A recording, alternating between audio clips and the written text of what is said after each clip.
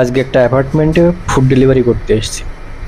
কিছু কিছু অ্যাপার্টমেন্ট আছে মানে যেখানে ফুড ডেলিভারি করতে গেলে যেতে যতক্ষণ টাইম লাগে তার থেকে বেশি ওদের নিয়ম কানুন ফলো করতে টাইম লাগে। তাদের ফোন নাম্বার দাও, কোথা থেকে এসছি সেটা বলো, তারপরে নিজের ফটো দাও, গাড়ির নাম্বার দাও। মানে মাঝে মাঝে মনে হয় এখানে ডাকাতি করতে এসছি আমি।